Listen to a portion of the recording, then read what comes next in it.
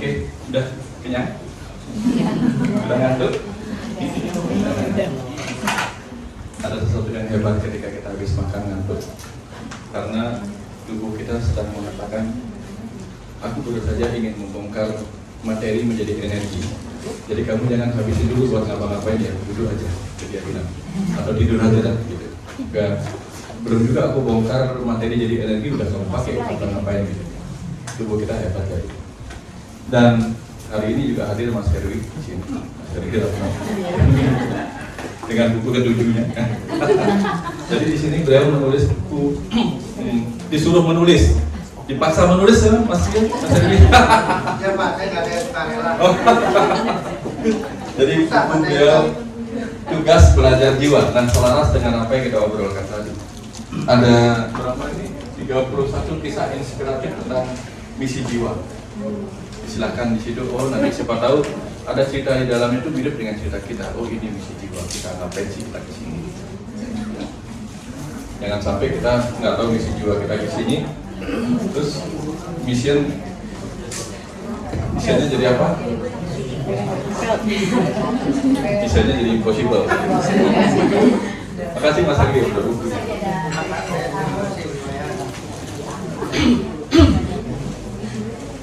Nah tadi saya bicara tentang roh-roh juga, tentang kecerdasan serta yang beridentitas gitu. Terus kalau ada yang ingin tahu kayak apa sih roh itu bisa berkomunikasi nggak sama kita, tanya Mas Herwi. Nah, mungkin saya nggak akan lanjut dulu dengan materi, tapi silakan pancing saya dengan sesuatu. Nanti saya jelaskan lebih banyak. Ada yang mau bertanya? Sesuatu yang lain? Ada yang tanya? Silakan tanya. Apa yang selama ini mungkin didapatkan di tempat lain?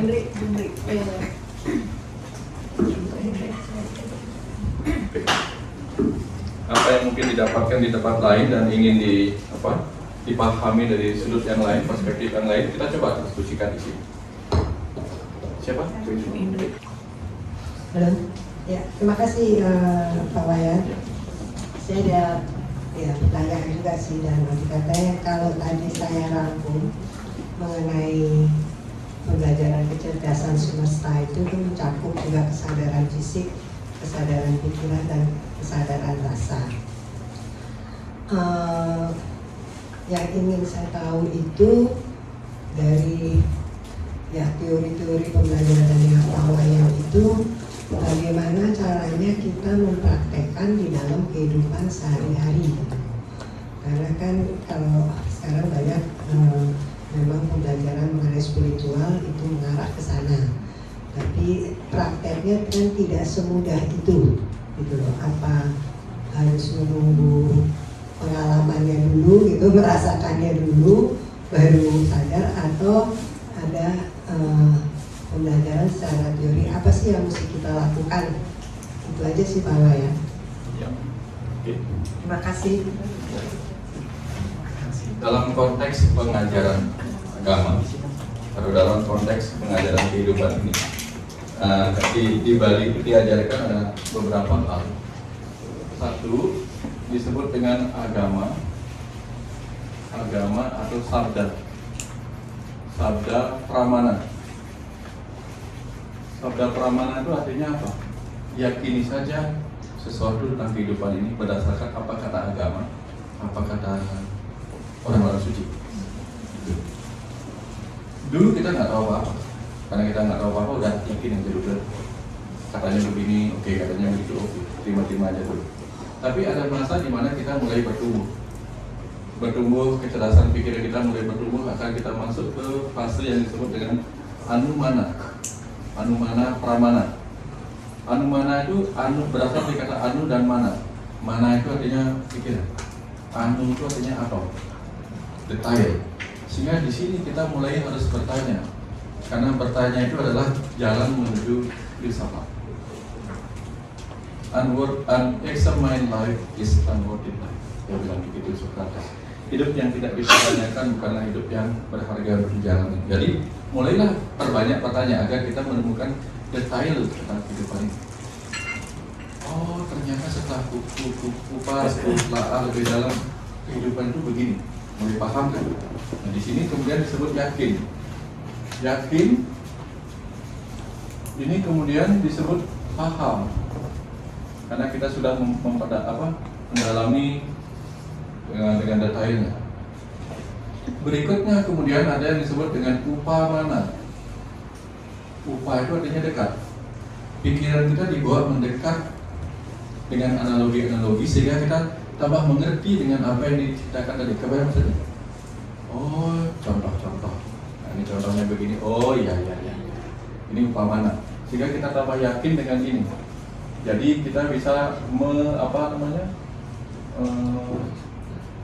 semakin paham apa namanya dia. Ya paham juga ini, paham yang lebih dalam gitu. Karena ada contoh-contoh. Yang keempat baru disebut dengan pratyaksa. Pratyaksa. Ini artinya periksa sendiri. Ini periksa. Dengan pratyaksa itu kita periksa sendiri apa sih yang diajarkan, benar apa enggak. Tuhan itu ada di mana-mana. Itu kan kita yakini.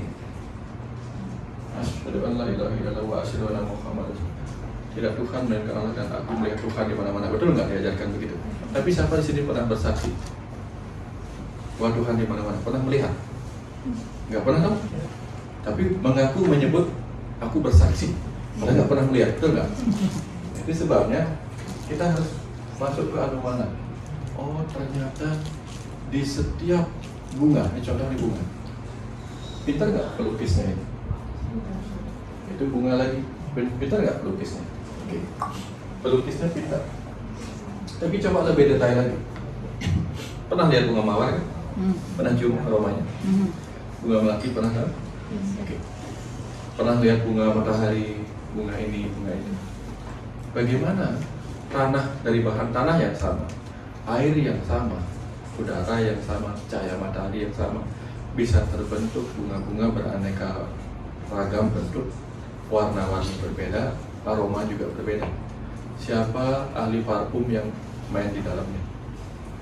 Sampai menciptakan parfum yang ini rasa mawar, rasa begini, yang menciptakan siapa? Apakah Tuhan yang berwujud sedang mewarnai senjata seperti pelukis? Pernah nggak? Ya Tuhan ada berapa untuk mewarnai itu, ini, itu. Di kupu-kupu lihat. Lihat kupu-kupu di gambar itu. Yang nyatanya kan lebih hebat lagi. Yang menggambar sedetail itu siapa? Warna-warni kupu-kupu. Bahkan dari ulat aja bisa muncul warna-warni kupu-kupu. Kita nggak akan pernah mengerti kalau kita nggak tahu ada kecerdasan semesta. Setelah paham detail ini, oh di setiap atom itu ada kecerdasan semesta tak terbatas, betul nggak? Pantesan di satu atom ada kecerdasan semesta. Begitu 5 atom berkumpul menjadi DNA, pantesan DNA-nya jago banget, betul nggak? Sehingga menciptakan beragam bunga-bunga. Sehingga dari situ kita paham. Melihat bunga aja kita jadi kagum, Tuhan kamu sedang bekerja di dalamnya, memberi warna. Di contoh ini kita yakin di situ. Dengan upamana yang tadi saya contohkan analogi tadi. Pratyaksa periksa untuk mengalami rasa, oh ini rasanya. Kalau saya mengatakan mana makanan yang enak di sini, ini Bu enak, ada fotonya. Langsung merasa enak nggak? Wah enak banget. Bisa nggak? Nggak bisa. Tapi kita yakin aja apa kata orang yang bikin dari fotonya aja. Kok bisa enak sih? Banyak yang beli nggak? Banyak nih yang paling laris sih. Mana makanan terenak di sini? Kita langsung menganalisa. Kalau ini makanan paling laris, pasti ini makanan paling enak, betul nggak? Kita pakai upamana, pendekatan pikiran kita. Harganya sampai mahal ini, jangan-jangan ini memang laris, permintaan banyak sehingga harganya jadi naik. Nah, mulai kita mencoba menganalisa begitu, mendekatkan ini. Tapi yang paling penting adalah periksa, alami langsung. Maka dalam hidup ini semua harus dialami langsung. Tapi mengalami langsung adalah hal yang paling sulit, betul nggak? Kenapa diberikan mengalami langsung adalah hal yang paling sulit? Karena itulah yang harus dipelajari. Kalau mudah, perlu belajar nggak? Perlu belajar nggak kalau udah mudah? Karena sulitnya maka kita pelajari. Nah, tantangan kesulitan itulah cara alam membuat kita bangkit dong potensinya, gitu. Betul nggak? Karena apa? Kalau kita tidak diberi kesulitan dalam hidup, maka potensi kecerdasan semesta kita nggak hidup, betul nggak? Mau nggak beli Porsche? Aku mau beli cross ya. Ngapain? Mobil cross supaya bisa ngebut 20 km per jam. Oh. 20 km per jam, apa juga beli force gitu kan? Ya kan? Potensi force-nya nggak ada gunanya, betul nggak? Jalan kaki aja 10 km per jam gitu. Sehingga ketika kita beli mobil balap, tujuan kita adalah mengeksplor kecanggihan mobil balap itu. Sama dengan kita diberi kecerdasan tubuh, pikiran, jiwa, maka kita akan mengeksplornya dengan menghadapi berbagai perjalanan yang berat, betul nggak? Siapa suka off-road di sini? Aku mau off-road dan di ini, aku mau bawa mobil ke off-road kemana? Ke Tol Jagorawi. Mau nggak off-roadnya ke Tol Jagorawi? Jalannya mulus kayak gitu, off-road kemana? Dan off-road kan dicari yang paling susah kan, untuk membuktikan kecanggihan daripada mobil itu. Dan kita diberi kendaraan yang super canggih nih, tubuhnya dan air sama. Coba misalnya begini. Kalau kita punya mobil canggih, buatan siapa kayak mobilnya. Begitu ada orang dekat, gitu, tit, bunyi alarm, betul nggak? Kalau disentuh kayak gini, bunyi nggak alarmnya? Enggak. Tubuh kita bahkan digigit nyamuk aja udah alarmnya bunyi, aduh, gitu, betul nggak? Iya. Sesensitif itu, betul nggak? Ada CCTV nggak di setiap tempat sampai dia begini? Kalau mobil kita pasti punya di depan kan. Oh ini overheat, mesinnya overheat, oke, karena ada termostatik atau termometer di dalamnya. Udara luar bisa diukur nggak sama dia? Bisa. Dengan ada termometer bisa diukur kan? Udara luar seperti Google, udara di lingkungan kita sekian, betul kan? Tapi tubuh kita punya termometer nggak? Di setiap ininya. Tapi ketika dingin dia berinding, bulu-bulu berdiri. Atau ketika panas dia berkeringat. Kapan itu diciptakan? Jadi tubuh kita begitu canggihnya, dan dia hanya berguna kalau dieksplor dengan perjalanan hidup yang berat. Kalau perjalanan hidupnya ringan-ringan aja, nggak ada guna kita. Sama dengan beli force untuk di gang rumah, itu apa? Mundur gitu. Itu enggak? Makanya itu yang pertama. Yang kedua, tadi ibu nanya apa? Bisa lupa. Jadi kalau dia kemana gitu, tapi ujungnya lupa. Ibu nanya apa? Tadi cara mempraktekkan dan kata bilang dia menyelaraskan dengan semesta gitu. Okay. Dengan memakai kesadaran fisik, kesadaran rasa, dan kesadaran pikiran. Nah, tadi saya sudah ngomong rasa. Jadi gunakan pikiran kita supaya selaras dengan pesan-pesan semesta, dengan pelajaran-pelajaran semesta, dengan apa? Anumana pramana. Pelajarin secara detail, amati maksudnya apa itu. Nanti kapan kita memahaminya? Ketika kita paham yang kita ngomong, yang kita bilang apa? Ayo kalau paham. Ini angka berapa? Kosong. Pada 0 ada apa? Oh. Terus? Tapi ketika O mungkin 0, mungkin kosong. Tapi ada isinya. Apa? Berisi pemahaman, betul nggak? Inilah kosong yang berisi. Kosong tapi berisi pemahaman. Setelah kita paham, kita nanya lagi nggak hal yang sama? Enggak. Inilah kosong yang membuat kita berhenti. Kapan kita maka kita akan ini kita kasih gambar. Ini ya. Ini beratnya berapa? Pesawat Boeing 747 berapa? Nggak pernah nimbang. Apa yang bisa membuat dia terbang? Mesin. Yang paling penting sebelum dia terbang apa yang dia butuhkan? Bensin. Landasan pacu. Selain landasan pacu, apa yang belum ada di sini? Ada? Pilot. Pilot di dalamnya nggak kelihatan. Yang kurang ada di sini. Ini masih di landasan pacu. Roda. Apa? Roda ya. Roda. Oke. Sekarang dia punya roda. Otak nggak bisa jalan. Oh, oke. Nanti rodanya harus. Kapan kita baru kita akan mudah menjalani seberapapun beratnya beban itu. Tapi selama pikiran kita masih terkotak-kotak, seringan apapun itu kita susah sekali menjalani, betul nggak? Makanya kita butuhkan selalu adalah sekecil apapun kita paham tentang perjalanan hidup kita lancar, bulat. Makanya punya komunitas, punya tim. Kalau sudah terjadi kebulatan tekad, jalan. Betul nggak? Kalau perusahaan kita saldonya 0, jalan. Betul nggak? Kalau minus, tekor. Kebayang sampai sini. Dalam di sini aja kita udah paham. Jadi kalau kita ingin selaras dengan ini, semuanya harus diperhatikan, dirasa. Juga kita harus sentuh. Oh, ini rasanya. Nah, lalu bagaimana kita mempraktekkan itu?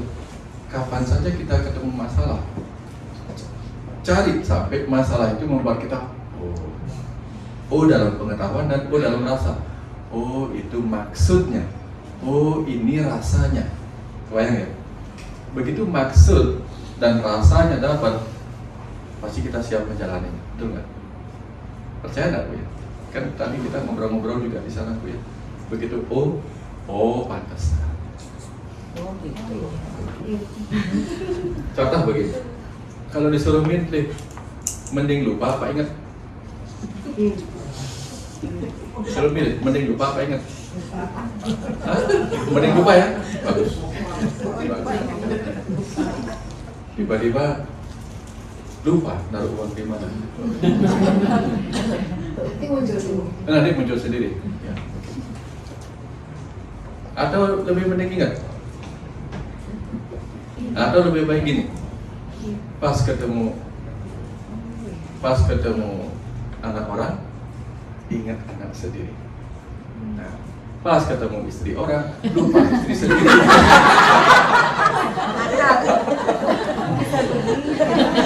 Bisa begitu, Pak. Bisa begitu. Nah, jadi artinya apa? Segala hal yang diberikan Tuhan itu penting pada momennya. Ingat dan lupa penting dua-duanya. Cuman tahu when dan where. Tahu kapan harus ingat, tahu di mana harus ingat. Jangan harusnya ingat jadi lupa, harusnya lupa jadi ingat. Marah dan sabar juga ya. Kapan tahu marah, kapan terus sabar. Kalau sabar aja, sabar itu bagus apa enggak? Bagus. Sampai batas tertentu. Kalau kita naik Grab, Mas, dia ngebut, kita bilang sabar, bagus apa enggak? Sabar mas. Terus dia bilang, ya bu, senang enggak kita? Di sepeda bulan antara keluarga kita lagi sakit nih. Begitu dia ngebut, macet, dia wing, mas, sabar, santai aja. Jadi ada saat sabar itu nggak penting, betul nggak? Nah makanya di Islam diajarkan selalu dalam setiap saat itu gunakan rumus itu. Besar manfaat apa? Mudaratnya. Kalau mudaratnya lebih banyak, tidak dipakai. Bayang ya? Jadi prakteknya kayak gitu. Karena apa? Masalah itu adalah pelajaran yang diberi untuk kita praktek. Praktek apa? Praktek diam mengamati, praktek mengamati reaksi dari dalam diri kita. Yang mana sih yang benar? Saya harus berpihak kemana? Contoh. Dapat ya Bu ya? Dapat ya? Ada yang lain silakan. Tanya lagi. Tanya yang paling sulit. Karena semua pertanyaan saya bisa jawab kecuali yang tidak.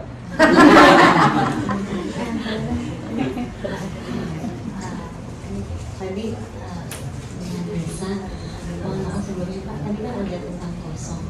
Yang saya ingat zaman kecil dulu yang Biksu Tom ngomong kosong adalah isi adalah kosong. Itu gimana ya? Iya, ya kan saya waktu itu masih. Iya. Kosong adalah isi. Isi adalah kosong.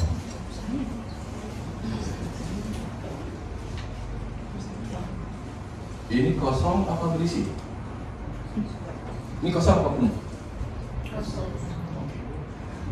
Karena ini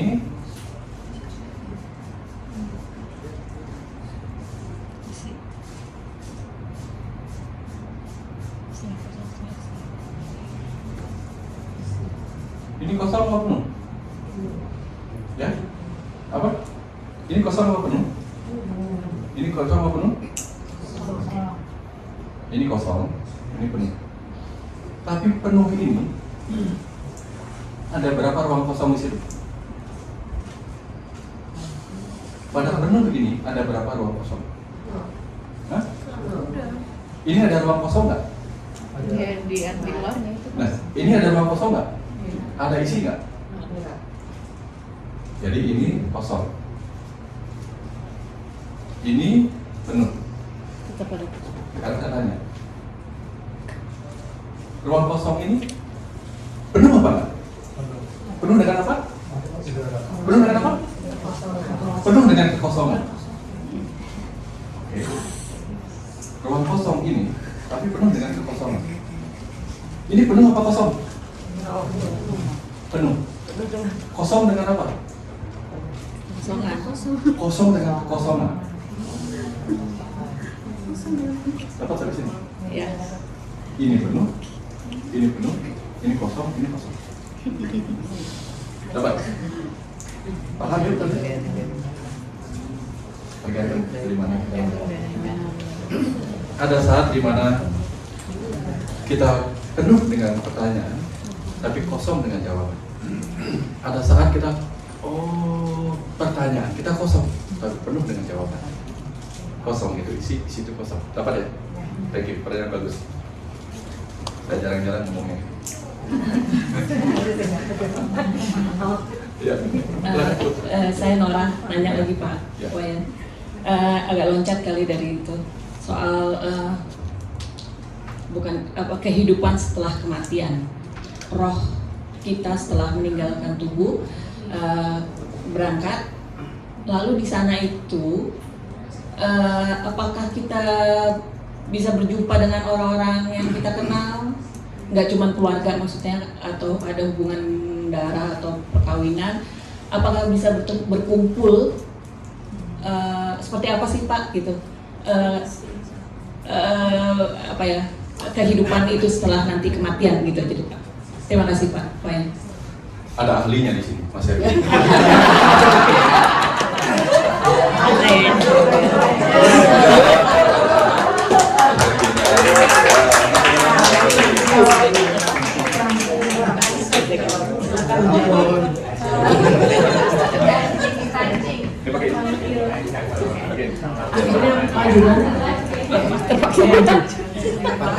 Padahal saya sengaja duduk di belakang. Ketemu soalnya tadi ketemu jadi sengaja dipancing. Salah saya tadi ngomong. Oke.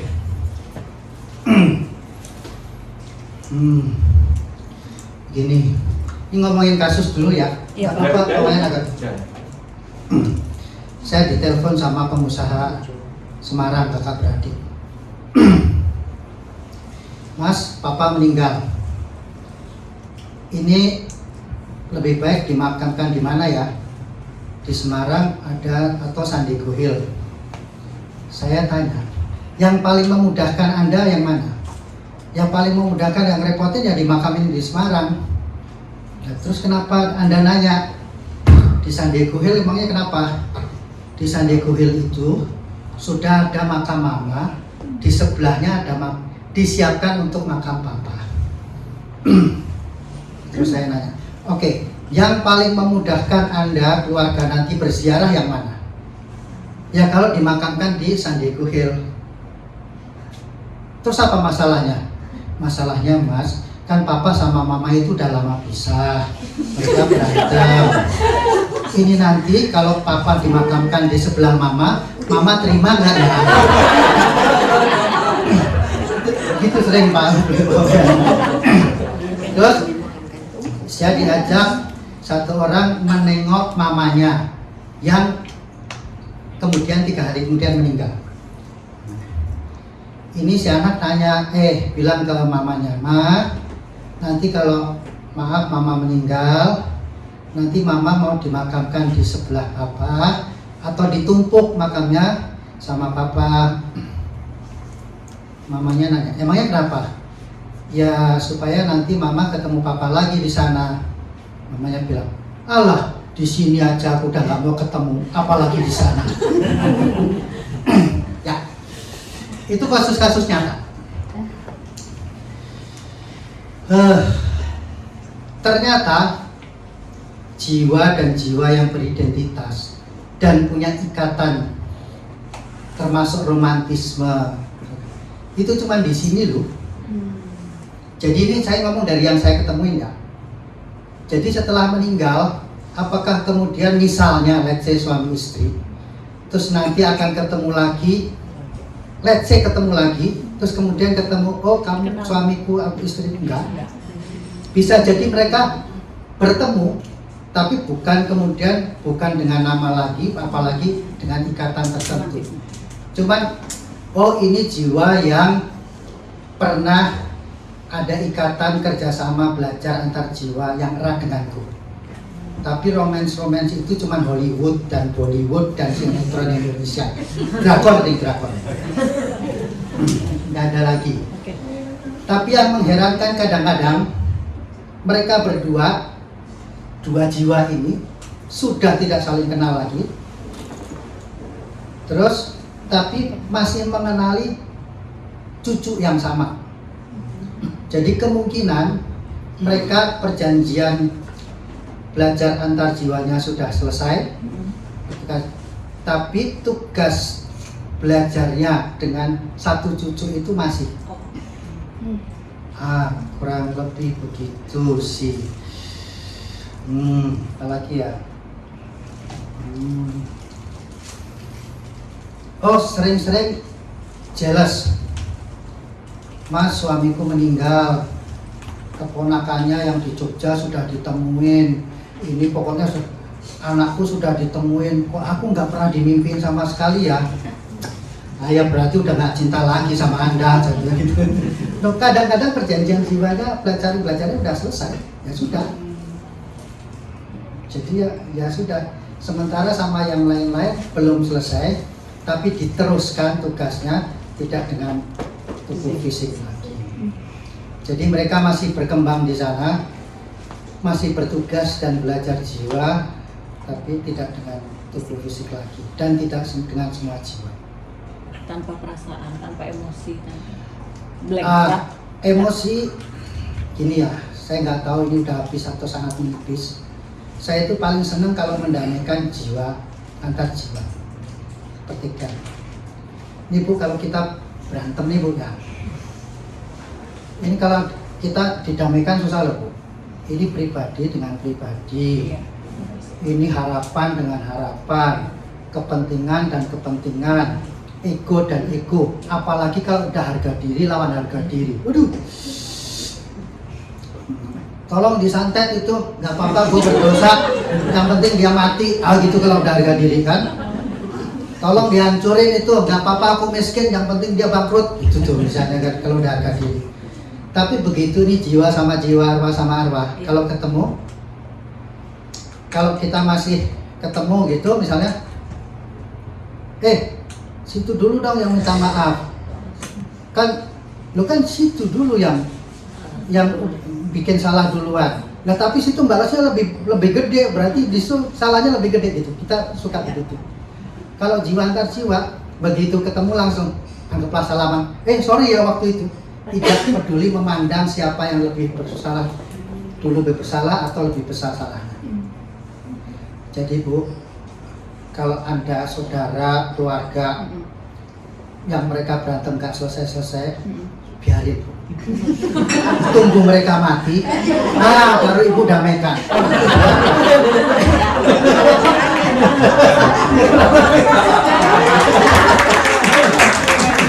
Kalau di sini saya minta maaf ke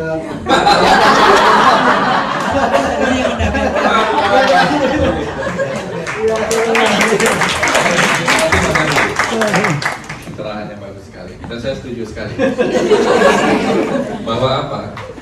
Kalau saya jadi Mas Herwi, saya akan bilang, Bapak nanti dikuburkan di sebelahnya Ibu apa enggak? Dia kan nggak cocok sebelumnya. Saya bilang, kuburkan sebelah Ibu aja. Kenapa? Karena di sana sudah ada larangan. Sesama mayat dilarang sering cakap.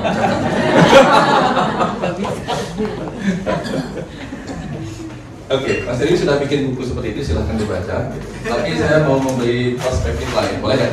Ya, silakan. Perspektif yang meneruskan apa yang disampaikan Mas Heri dengan apa yang pernah saya baca dari buku Journey of Soul. Journey of Soul. Jadi ceritanya ini dokter Michael Newton,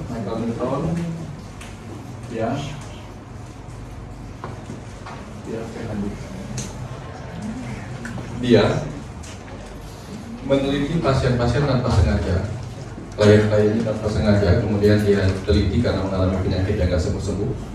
Ternyata ketika pasiennya dibawa regresi ke masa kecilnya, si pasien menceritakan dirinya bukan hanya pada saat kecil.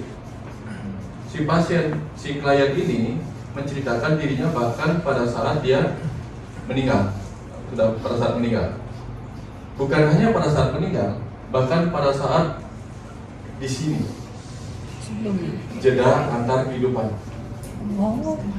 Dia bisa menceritakan ini, jeda antar kehidupan. Sebelum di sini dia mati, di sini dia di sini dia hidup kan? Hidup untuk lahir kembali, mas saya menggambarkan ini. Jadi dia ada hidup di sini, hidup dan mati, kemudian dari mati hidup lagi, pokoknya ada jeda antar kehidupan supaya maksudnya. Nah, di sini dan di sini. Klien-klien yang dia catat dalam studi kasus itu kebanyakan tidak beragama atau beragama tapi bervariasi agamanya.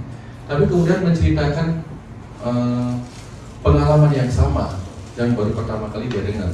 Termasuk Dr. Michael Newton juga baru pertama kali dengar, karena dia juga nggak percaya gitu-gitu, nggak percaya reinkarnasi dan sebagainya, nggak percaya. Tapi klien-kliennya yang juga sama tidak percaya itu ateis, ada agnostik, menceritakan hal yang sama. Dia cerita apa yang terjadi di alam kematian. Jadi ada beberapa fase yang dia lewati. Anggaplah pertama fase yang disebut dengan keluar dari tubuh. Keluar tubuh. Apa yang dirasakan? Ini serius mau belajar begini? Iya. Di fase roh itu pertama kali keluar dari tubuhnya. Serius lah. Iya. Serius lah. Kelihatan nggak dari situ ya? Kelihatan nggak? Kelihatan.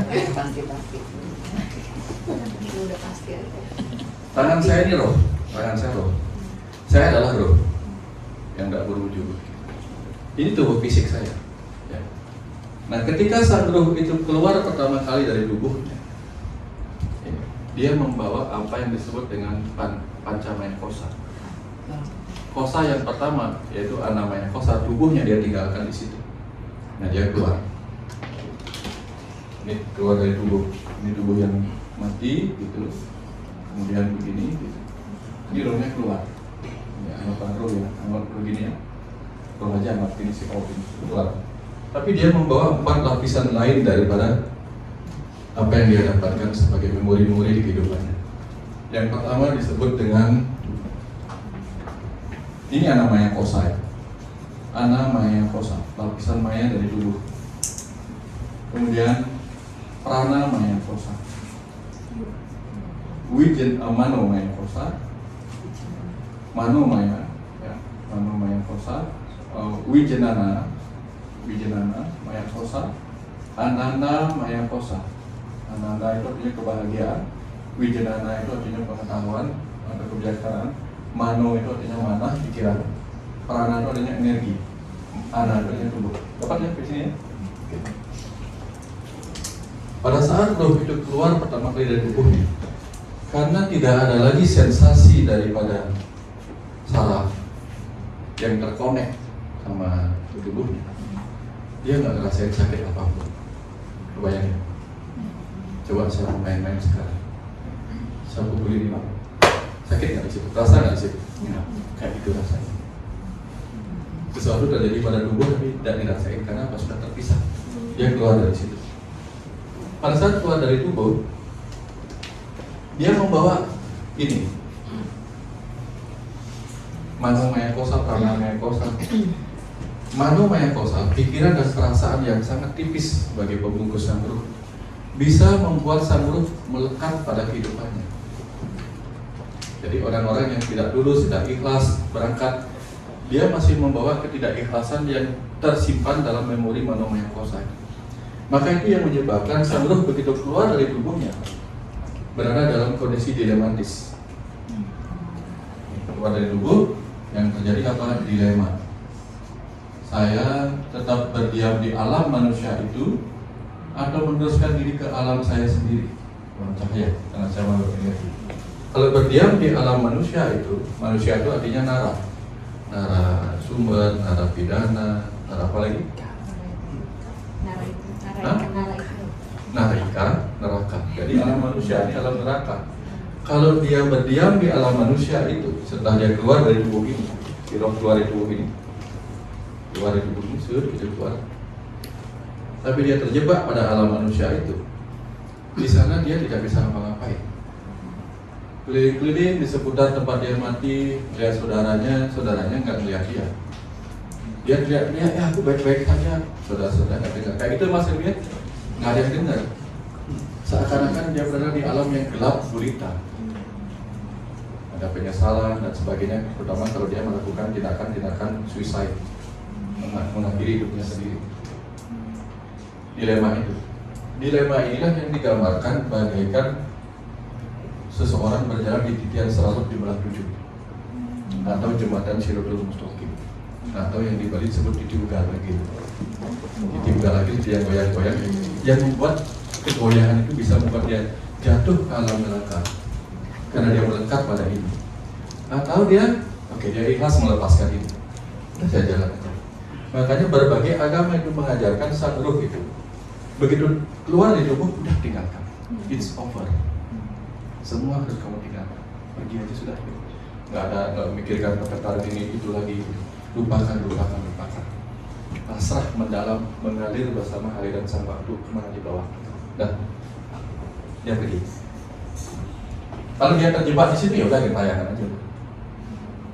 Paling-paling kalau dia ingin ngobrol sama siapa itu, ketika dia tayangan ngobrol sama siapa ya? Oh kayaknya saya kenal Mas Herwi deh. Jadinya Mas Herwi biar kita ngobrol. Mas Herwi, sampein dong pengalamanku di alam sini, catat di bukunya nih. Terus ada yang sudah, oke, saya lanjut aja udah. Saya udah meninggalkan ini. Makanya di Bali ini dibakar. Ini dibakar, ada yang mengubur, ada yang membakar. Tujuannya apa? Supaya nggak ingat lagi dengan wajahnya. Dibakar supaya ya kalau kita punya HP jatuh masih utuh, pingin balik nggak? HP-nya jatuh atau ya mungkin kita punya telur jatuh satu keranjang jatuh, kita ambil lagi nggak telur? Ambil kalau utuh kan? Atau minimal kita kumpul-kumpulin. Tapi begitu jatuh langsung datang truk hancur lebur. Diambil lagi nggak? Nggak. Nah ini penghancuran tubuh ini sering dilakukan oleh beberapa agama dan tradisi. Di Tibet sana dipotong-potong, dikasih burung nasal, disebutnya pemakaman langit. Nah, pemakaman langit namanya. Supaya dia nggak ingat lagi dengan tubuh ini. Kalau dia ingat lagi dengan tubuh ini, proses berikutnya nggak lancar. Kenapa? Melekat lagi. Sementara dia disiapkan tubuh yang baru. Bayangin. Once dia kemudian berani meninggalkan tubuhnya, oke, sobat, udah rusak tubuhku. Nah, aku juga tidak melekat lagi pada orang-orang yang aku tinggalkan. Karena apa? Toh mereka juga bilang, innalillahi wa inna ilaihi raji'un, yang sudah meninggal kembali kamu. Esis, back to esis to esis gitu. Aku dia sudah kembali nih kepada yang sang pencipta. Oke, ngapain juga aku di sini? Oke, dia pergi. Maka masuklah ke fase kedua ketika dia berani memasuki alam itu, ke alamnya sendiri, alam cahaya, suara cahaya, surga. Maka di sini ada fase yang kemudian disebut rekoleksi, berkumpul kembali. Sebelum dia berkumpul kembali, mungkin dia ada sedikit dilema. Dan di sini kemudian peran roh-roh yang sudah duluan meninggalkan. Dia datang. Tapi seringkali roh yang datang itu adalah roh yang dia kenali, roh yang dia percayai. Kalau leluhur yang dia tidak kenali mungkin agak susah. Tapi dia akan ketemu, bisa roh suaminya. Tapi kalau bertengkar kayak dibilang Mas Heri, nggak mau deh. Kamu duluan gitu. Tapi dia akan memilih roh yang ini.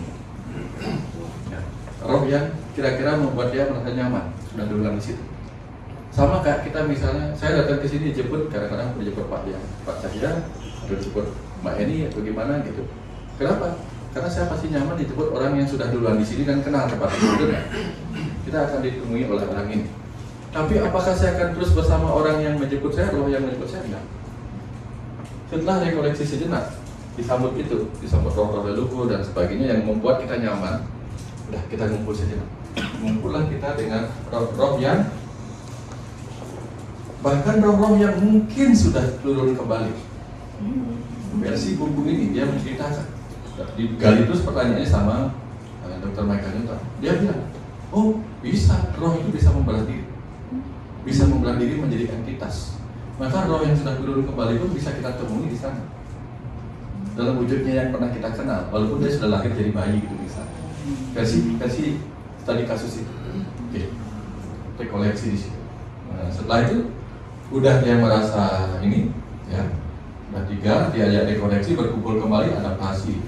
Adaptasi lagi lah dia di sana untuk membuat dia nyaman. Untuk membuat dia nyaman, seakan-akan dia ada di kehidupan bumi yang pernah dia tinggalkan. Maka dia bisa bertemu dengan tempat-tempat yang dia sukai. Yang di kehidupan bumi suka dengan bar, nanti di sana sebelum melanjutkan tugas lain mungkin dia ngebar dulu. Ngebar sesuai dengan yang dia sukai. Yang diciptakan dari hologram-hologram energi cahaya. Cahaya, suar, energi cahaya, suarga.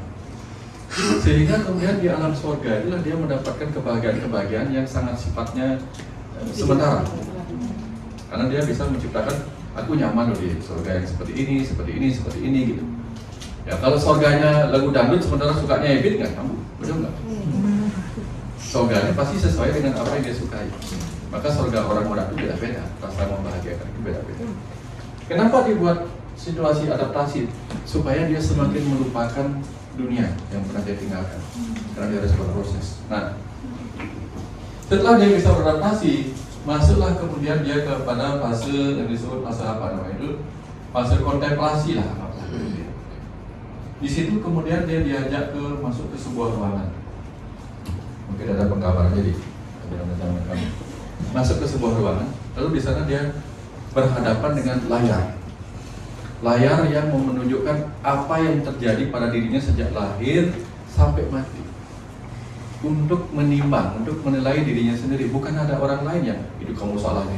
Dia karena dengan kesadaran yang tiba-tiba, kesadaran rohani, dia bisa menilai baik dan buruknya. Makanya, oh ini karmaku benar, ini karmaku salah. Walaupun di dunia dikatakan dia berkarma buruk, tapi di sana dia paham, oh aku memang harus melakukan ini, kalau enggak akan terjadi begini. Kebayang ya? Di sana dia kontemplasi, sehingga kemudian dia melakukan mencetak. Oh, pada saat umur sekian aku melakukan hal buruk. 2, pada saat umur sekian aku melakukan karma ini. Dia hitung utang-utang karmanya. Seperti mata kuliah kita utang SKS berapa gitu. Setelah dia paham berapa utang SKS-nya, maka bisa bilang begini. Di fase rekoleksi adaptasi kita bertemu dengan roh-roh ini. Roh-roh itu kayak gini misalnya. Dia tidak berwujud apa-apa. Kalaupun dia berwujud, dia seperti matanya itu seperti Casper. Tidak ada mata, hanya ada sebuah rongga. Tapi ketika kita bertatapan dengan itu, dia bahasa pakai bahasa rasa.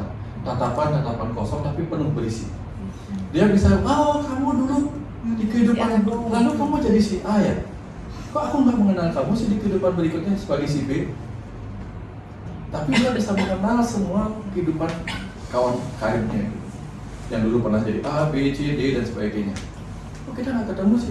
Nanti seperti Mas Edwi bilang, dia ya nggak ada marah-marahan karena di sana yang ada hanya kejujuran.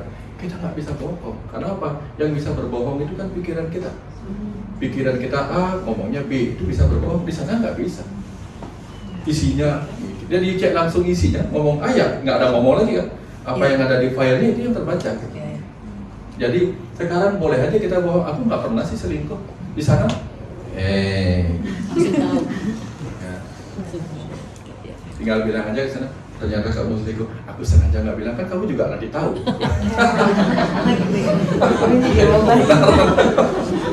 Dapat sampai sini maksudnya? Iya, iya. Ya. Jadi kita bahkan bisa bertemu siapa saja. Roh-roh yang dulu kita nggak kenali, jadi oh ternyata kamu toh. Kenapa aku bisa main? Nggak sih waktu kita ketemu di mall ini gitu bisa. Udah ya, sampai kontemplasi ya. Setelah kita kontemplasi, baru kita akan masuk ke fase di mana kita akan mengalami setelah kontemplasi, fase apa namanya? Fase mungkin persiapan. Oke, persiapan, saya lupa nama-nama fase itu. Persiapan di mana? Oke, setelah kita ngumpul. Berkumpullah kita dengan klaster-klaster, kelompok-kelompok pembelajaran kita. Seperti sekarang. Ini adalah klaster-klaster yang dulu saya ajak ngobrol kayak gini. Iya.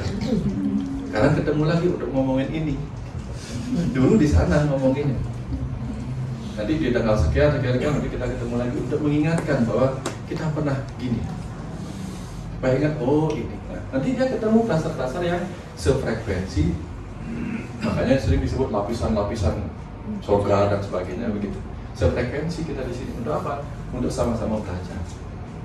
Nanti kamu nanti lahir jadi siapa? Aku lahir jadi A ya, kamu jadi B ya, ini jadi C ya. Kita ketemu lagi nanti di Mitra Handara. Ketemu lagi situ ya. Oke, kita saling mengingatkan, kita saling say hello dan sebagainya. Kayak gitu, kebayang ya? Kita lihat. Setelah kita paham dan sebagainya, nanti kita diajak lagi persiapan lain. Udah. Kita dibimbing oleh roh yang lebih tinggi, roh yang lebih matang. Oke, kamu sudah tahu kan? Kamu persiapanmu gimana? Mana yang kamu mau perbaiki di kehidupan yang berikut ini? Saya punya 10 SKS yang belum beres. Saya udah 10 tahun lama. Tapi kayaknya saya lagi kangen nih ketemu si A. Dalam skenario kehidupan si A itu, saya hanya bisa membereskan 1-3. Kamu pilih yang mana? Ya, saya udah pilih yang 2 sih. Kalau di kehidupan berikut ini, saya ambil yang 4, 5, 6. Saya ketemunya dengan sahabat roh saya yang bernama C. Tapi skenario-nya beda, episodenya berbeda. Kamu pilih mana? Kayaknya aku lagi pengen ini deh.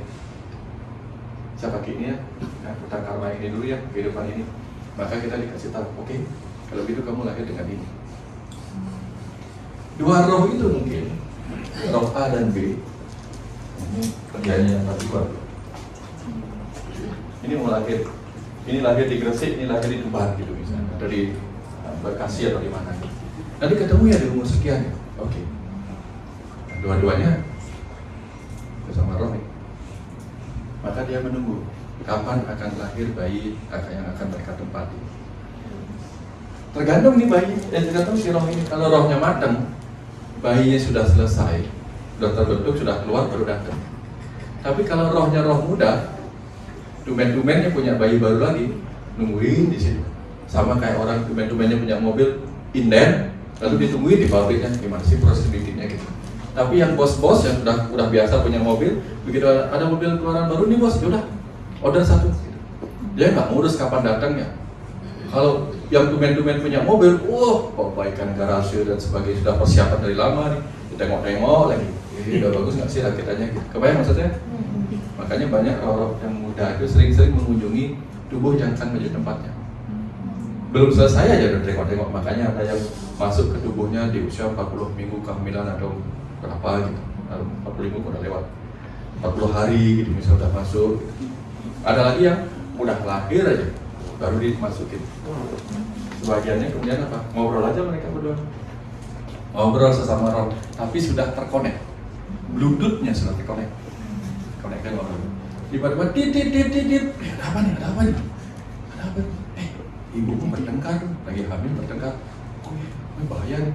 Kalau ibu bertengkar, lagi stres, bahaya buat tubuh janin ini. Si roh masuk. Masuk kemudian apa? Dari dalam kemudian kasih tanda.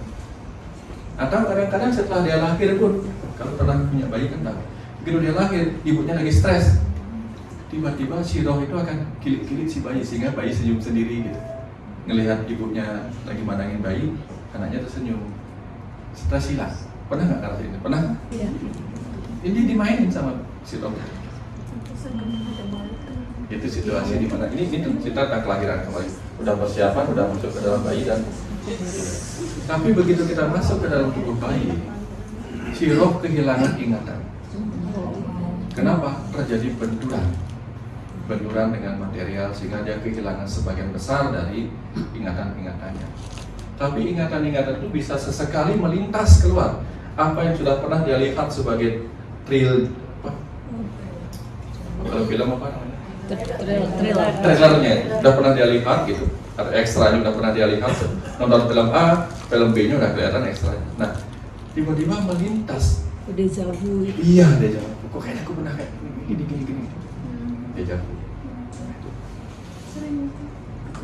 Kebayang ya, ini perjalanan kita. Sehingga agama-agama itu banyak bermain di wilayah ini. Kalau kamu di sini dilema, melekat, maka kamu mengalami neraka. Tapi kalau kamu belajar ikhlas, karena apa? Kamu sudah berbuat baik, berbuat begini, tidak merasa bersalah, tidak ada yang kamu sesali, kamu mudah masuk ke alammu sendiri sebagai makhluk cahaya. Makanya karena kita ada kesadaran ruh, kesadaran sejati, percikan dari Yang Maha Pengasih Maha Penyayang, maka kita akan menyesali tindakan-tindakan kejahatan. Karena kita orang baik, karena kita makhluk baik. Agar kita tidak menyesali tindakan jahat yang kita lakukan dan membuat kita terjebak di alam manusia ini, agama-agama mengajarkan kita berbuat baik. Supaya apa? Nanti gampang ikhlasnya. Toh aku sudah do the best, nggak ada lagi aku sesali. Betul nggak? Itu tujuan agama. Amal baik ini dan sebagainya. Setidak-tidaknya amal baik membuat kita sudah selaras dengan sifat asli kita sebagai percikan Yang Maha Pengasih Maha Penyayang. Kebayang. Kalau banyak berbuat jahat, apalagi bom bunuh diri, bom bunuh diri yang menghancurkan banyak orang, bahkan semesta itu sendiri memaksa kita berada di alam untuk menyaksikan kehancuran yang kita sebarkan ke diri. Tuh lihat, pernah nggak gitu? Pernah nggak kita, anak kita obor-oborkan barang di rumah, kacung balu pokoknya, ibu datang dijewer tangan kita, lihat tuh apa yang kamu lakukan. Pernah nggak gitu? Nah gitu, dijewer kayak modal gitu lah. Kamu lihat sendiri, kamu nggak boleh kesini, diam di situ. Lihat betapa banyak roh-roh lain yang penuh penyesalan atas kematiannya gara-gara kamu. Kebayang di sini. Dapat ya? Oke. Ya. Ini yang nanya roh apa? Enggak.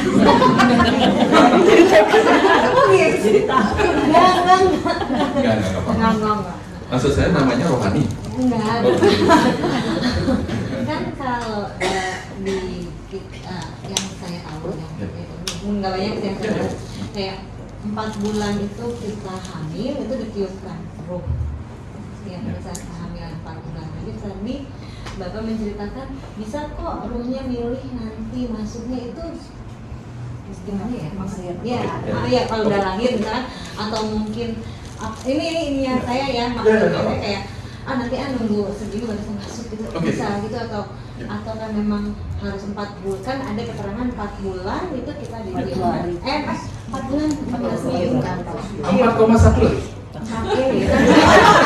Enggak, kan kalau orang hamil enggak, kan sekarang saya praktisi Pak, jadi kan kalau orang mau mulai olahraga kan bagusnya di 4 bulan gitu kan, karena katanya orangnya semuanya sudah matang, apa segala macamnya seperti itu gitu. Ya, paham. Oke. Pertama kita pernah baca apa itu ruh versi Islam. Kenapa harus dihembuskan, ditiupkan? Karena kalau orang itu hidup, apa yang menjadi hal kritis yang harus dia miliki agar bisa hidup? Nafas. Makanya dikatakan ditiupkan. Apa yang disebut ditiupkan? Kenapa nafas? Karena nafas itu hal kritis. Maka ditiupkanlah sang hidup. Bukan nafas beneran gitu. Jangan berpikir yang ditiupkan Tuhan itu nafas gitu. Orang bayi masih dibungkus, gimana tiupkan nafas ke sini kan nggak bisa. Nafasnya itu ditiupkan, masuk melalui oksigen yang dibawa darah ibu menuju plasenta, menuju tali pusat tubuhnya. Bukan kayak ditiupkan gitu. Tapi yang dimasukkan sang hidup masuk ke dalam dirinya. Kebayang? Tapi jangan lupa, sang hidup yang mana? Sel sperma hidup apa mati? Hidup. Berarti bahkan ketika kita bicara tentang sang hidup, sel sperma aja udah hidup. Dan sel telur juga udah hidup. Ketika mereka menyatu membelah juga terus hidup. Sampai kemudian tercipta detak jantung di usia 4 minggu. Dinyatakan bayinya hidup apa mati? Dokter periksa, oh ada detak jantung, hidup. Pertanda dia hidup dari detak jantung. Kalau detak jantung ada kan berarti darah mengalir, napas juga mengalir dalam arti udara kan. Dianggaplah dihidupkan sang ruh. Tapi sebenarnya itu lain urusan lain lagi. Itu adalah ruh yang berupa tanda petik kecerdasan yang masuk melalui sel sperma, sel telur dalam proses pembelahan dan seterusnya. Tapi ruh individual itu belum masuk. Ada yang belum masuk. Jadi sama kayak kita bisa bilang gitu. Untuk bisa mobilnya jalan, cukupkah mobilnya ada listriknya, ada apa dan sebagainya, tapi tidak ada orang yang pakai. Harus ada user. Bahkan kalau dia mobil otomatis pun digerakkan oleh sesuatu, kan ada yang hidupin pertama. Pasti ada sesuatu yang hidupin pertama. Entah yang hidupnya ada di dalam, nyetir, entah dia di luar ngelimut, betul nggak? Nah, jadi artinya begitu. Ada ruh yang sudah ada di dalamnya, walaupun mobilnya otomatis, dia tinggal diam aja kayak mobil-mobil sekarang ada di luar negeri, dia diam aja nggak ngapain, sopirnya nggak kelihatan. Sama, sambil ada yang berdiam di situ. Tapi ada juga yang test drive. Gimana sih rasanya, nyaman kayak apa sih test drive dulu empuk nggak sih sofanya gitu, empuk nggak sih mobil bayi ini gitu.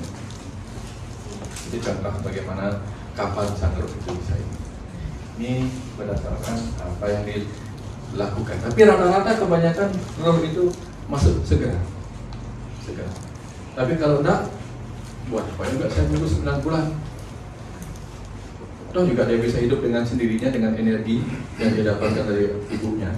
Saya ngapain juga sebagai user di dalam, nggak bisa apa-ngapain, mau lari juga nggak bisa, betul nggak? Mau gerak-gerak juga ngapain di situ? Biar enggak dia gerak otomatis. Begitu dia lahir, ya oke, aku masuk di dalam untuk adaptasi di tubuh yang baru. Ngecek dulu nih, sama kayak kita punya HP baru kan. Di mana, pengaturannya di mana, settingnya di mana gitu. Walaupun secara umum kita paham. Pertama harus power dulu.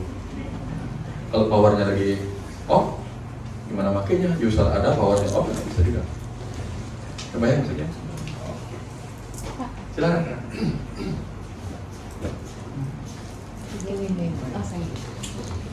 Terima kasih Pak, saya Novi. Yep. Jadi kalau tadi menyambung pada saat kita kan kita sebenarnya sudah ada kayak perjanjian ya istilahnya tuh, berarti nanti kita ketemu atau nanti kita seperti itulah ya, tugasnya seperti ini gitu ya. Tapi begitu kita masuk kita lupa, dan itu sesuatu yang kita kan lahir jadi lupa, kayak kita new gitu ya, padahal sebenarnya tidak ya. Nah jadi sebenarnya itu semua itu sudah ada di dalam kita nih. Tugas kita ya sebenarnya juga mengikuti itu gitu ya, terus berusaha mengingat ya, berarti mengingat, mengikuti, sehingga akhirnya apa yang tadi sudah menjadi apa yang harusnya kita perankan atau kita menjadi tugas kita itu kita bisa ingat gitu ya. Seperti itukah atau bagaimana? Kenapa kemudian banyak sekali manusia yang akhirnya lupa sampai akhir hayatnya lupa? Kita harus ketemu siapa, kita harus memainkan peran apa, lupa. Itu bagaimana tuh Kak? Saya coba buka, Novi kan? Iya. Saya buka sebuah rahasia. Sebenarnya nggak boleh dibuka. Hubungan saya dengan manusia. Di kehidupan terdahulu, saya pernah minjamkan uang sama Novi 1 miliar. Kedatangan saya hari ini, 2 miliar ya Pak. Kedatangan saya hari ini ke sini untuk minta itu lagi. Enakan saya lupa apa ingat? Buat saya enakan Bapak lupa ya. Itu tadi. Itu tujuan orang lupa. Supaya dia nggak terlalu terbawa pada apa yang pernah terjadi kalau nggak penting-penting amat. Kalau nggak penting-penting amat ya. Itu yang pertama. Yang kedua, kalau kita hafal sama teks sebelum main peran, kita hafal dengan teksnya. Lalu kita hafal dengan teksnya, Tiba-tiba kita ngomong, aku kalau tiba waktuku, aku tak ingin seorang pun merayuku, tidak juga kau, itu bisa. Kan penjiwaannya nggak seru ya? Kita dibuat lupa supaya kita bisa berekspresi, nggak sepenuhnya ngikutin apa yang kita ingat detailnya gitu, sehingga ada warna-warni tertentu lah. Nah itu sebagian besar kenapa kita dibuat lupa, supaya kita bisa berekspresi dan mencoba mengingat. Selain itu juga pikiran kita dibuat berkembang. Kalau dia full membawa apa yang diingat oleh sang roh melalui manomaya kosa ini, berbahaya. Jadi dia nggak bisa berkembang, dia benar-benar kepake oleh sang user aja, dia nggak bisa berkembang. Misalnya nih, kita punya HP yang baru berganti tanggal ininya, kalau kita ganti, nggak diganti nggak pengaruh. Enak itu apa yang dia otomatisasi? Kan enak otomatisasi. Hari berganti dia ganti tanggal, ganti hari dengan sendirinya. Nggak usah kita ingetin, kamu baterainya habis ya, nggak usah. Biar dia yang ingetin kita. Nah, antara pikiran dan roh itu, dia bisa mengambil ingatan itu atau membiarkan secara otomatis dia melupakan dan hanya diingatkan kalau penting. Kalau enggak, terganggu. Misalnya kita semua nih saling ingat, saya punya urusan dengan ini, bla bla bla bla bla. Begitu ketemu sama orang, di luar kehidupan terdahulu aku punya utang sama dia, begitu lagi kita menjauh, padahal dia nggak kenal sama kita. Kalau ingat semua kan kacau hidup kita. Ketemu ini merasa dikejar, kamu dulu ya 3 kehidupan terdahulu gitu. Dulu yang 4 waktu kamu jadi kain arok, aku adalah pembol ametung. Waduh kacau. Kan error semua. Terus kapan kita jadi Novinya, kapan kita jadi Mbak Diannya gitu. Mbak Dian, aku sudah nggak pembol ametung, tapi bagaimanapun juga dulu engkau adalah putri laut selatan gitu. Wah kacau. Jadi mau main film sekarang apa film nanti? Ya enggak? Kita gitu, itu contoh lain. Tapi selain itu, kalau kita sudah membawa ingatan-ingatan itu juga, langsung ini nggak seru. Misalnya begini, kamu nggak sekolah? Nggak juga. Apa yang nggak sekolah? Nanti kamu bodoh? Ya, itu juga saya tahu di kehidupan ini, saya sudah lihat betapapun saya belajar, saya akan sukses bukan karena ilmu itu. Kan jadi nggak ngapa-ngapain juga. Kamu nggak cari pacar? Nggak. Ngapain? Toh juga pada akhirnya setelah saya pacaran sama dia, sudah 2 tahun pacaran, nanti saya putus. Nggak usah aja pacaran. Jadi kan kacau, error jadi masalahnya karena kita tahu apa yang akan terjadi, betul nggak? Terus kamu kenapa cemas? Kenapa cemas? Aku ingat 5 hari lagi aku akan meninggal. Aku sudah tahu tanggal sekian. Kan kacau, belum meninggal udah takut. Betul nggak? Error kita. Makanya biarlah day by day kita lewati. Ya. Jadi mainkan peran aja sebaik-baiknya. Mainkan peran apa adanya. Apa adanya. Ya. Jadi itulah yang kemudian lagunya begini. Apa ya lagunya? Aku lupa. Dunia ini. Pinter-pinter ya Pak. It's up my doorstep, singing sweet song, a melody pure and sweet. This is my message to you, singing don't worry about a thing. Tahu lagu itu? Cause every little thing gonna be alright. Enak cueknya. Masa lalu masa depan nikmatnya itu day by day. Bayangin? Sampai sini dapat? Oke. Sekarang kita belajar sedikit apa yang harus kita lakukan supaya pranamaya kosa kita ini nggak mengganggu kita berangkat. Usahakan, prana itu energi. Usahakan semua energi yang kita dapat dari makanan, dari udara, jangan lupa makanan itu kita makan dari hasil cinta. Cintanya petani pada pekerjaannya, cintanya pedagang pada pekerjaannya, cintanya tukang masak pada pekerjaannya, cintanya pohon menghasilkan oksigen, cintanya matahari memberi kita ini, semua datang dari cinta. Jangan sampai setelah jadi energi prana dalam tubuh kita, dia kita gunakan untuk melakukan tindakan-tindakan yang tidak berenergi cinta. Ini akan kita sesali. Dan manomaya kosa pikiran dan perasaan kita itu digunakan oleh sang roh dan akan membungkus sang roh. Jangan sampai dia penuh dengan kecemasan, kesedihan, kemarahan, dendam dan sebagainya. Itu menjadi beban buat dia. Pernah nggak kalau marah atau sedih itu rasanya sesak di dada, penuh beban? Itu maksudnya. Jangan membebani diri dengan perasaan negatif. Wijanana, pengetahuan kebijaksanaan. Jangan sampai pengetahuan kita hanya pengetahuan pembenaran yang hanya satu versi, dua versi, gara-gara kita kafir, tertutup dengan pengetahuan baru, pengetahuan sudut lain. Jangan kafir, diajarkan Islam dengan kafir. Jangan tertutup pada pengetahuan yang lain. Sehingga dengan melihat banyak hal dari berbagai sudut kita akan menjadi bijaksana. Setelah itu Ananda Maya Kosa. Ananda Maya Kosa, lapisan kebahagiaan itu banyakan kita, aku bahagia kalau ini, kalau itu, banyak bersyaratnya. Kalau gak gini aku gak bahagia, kalau gini aku bahagia.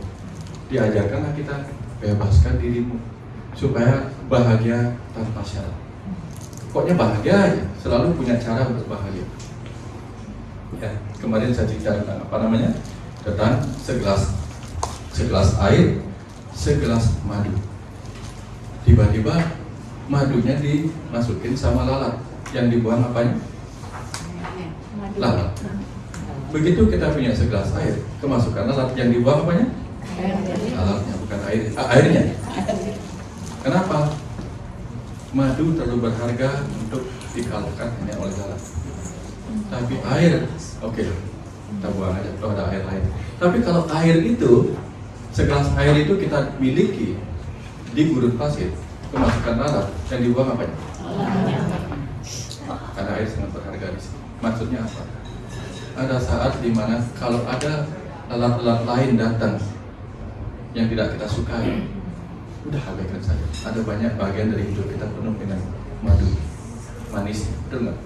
Bisa masih bernapas itu madu, bisa masih melihat itu madu, karena masih banyak orang nggak bisa melihat. Masih bisa berjalan itu madu, karena banyak orang. Masih bisa bicara itu madu, karena masih banyak orang nggak bisa bicara. Masih bisa mendengar itu madu. Di tempat lain banyak orang tidak bisa mendengar. Sisi lain lagi, bagusan bisa mendengar apa tidak bisa mendengar? Bagusan tuli apa peka? Bagusan tuli. Karena tiba saat yang dipanggil Tuhan kita nggak tahu. Banyak orang umur panjang karena dia tuli. Kenapa? Dipanggil Tuhan nggak nyawa. Ya, saya kira itu. Sudah sampai sana ya? Dapat ya? Ada pertanyaan lagi? Oke ya. Nah, sekarang saya kasih cerita lain sedikit tentang tubuh, pikiran, dan jiwa. Pernah nggak? Siapa pernah tidur ketidihan? Ya. Oke. Pada saat itu, tiga-tiganya lagi tidur. Sang ruh dalam kesadarannya entah tahu kemana. Tapi pikiran tidur. Si tubuh bangun. Karena apa? Tubuh nggak tahan kalau lama-lama di posisi tertentu. Bisa dekubitus namanya. Kalau orang sakit lama berbaring gini aja kan bisa numpuk di sini. Agar tidak terjadi itu karena faktor gravitasi, tubuh dengan sendirinya waktu ada tertentu menggeliat ke sini, menggeliat ke sini. Satu hari dia tidurnya ini. Pas mau menggeliat buka tangan, nggak bisa. Dia nggak bisa. Kenapa? Tangan itu digerakkan oleh pikiran sadar. Tapi pikiran sadar masih tidur, nggak bisa gerak. Dibuatlah kemudian pikiran tubuh kita, si kecerdasan sadar ini, kecerdasan bawah sadar ngasih tahu lewat mimpi. Mimpilah kita ketindihan ditindih sama Gundurwo dan sebagainya. Sehingga akhirnya apa? Si pikiran sadar jadi terbang. Kebayang ya? Ada lagi kita kakinya mungkin kelipat. Tiba-tiba ingin bergerak, nggak bisa. Mimpinya apa? Dikejar tapi nggak, udah lari nggak bisa. Ya, itu contoh. Dibangunin pikiran sadarnya untuk bangun. Nah, jadi jangan pikir ada Gundurwo dikirim setan gitu. Nah, mungkin lagi gimana? Terus ada lagi pikiran sadarnya, tubuhnya bangun, pikiran sadar masih tidur. Langsung dia gini, jalan aja lagi. Yang disebut somnambulisme. Pikiran sadarnya udah belum bangun, tubuhnya udah bangun. Jadi dia jalan. Kebayang maksudnya? Nah ini sering terjadi pada bapak-bapak yang punya pembantu cantik.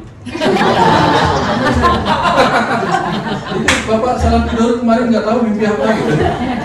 Terus ada lagi satu, ada mimpi dia berlari, tapi nggak kerja ini, walaupun dia tidur biasa. Nah, pikiran sadarnya udah bangun, tubuhnya yang belum.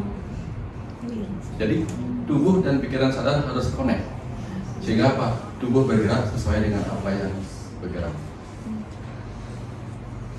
Tapi ada saat tertentu ini berkah.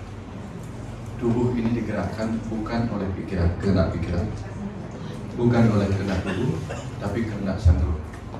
Seperti orang menari sepenuh jiwa. Itu ya. Itu sering menunjukkan jiwanya. Nah, salah satu cara untuk mengetahui apa yang tersembunyi di dalam jiwa kita, mengekspresikan dirinya melalui gerakan tubuh yang bukan kehendak pikiran, akan disampaikan sama Mbak Eni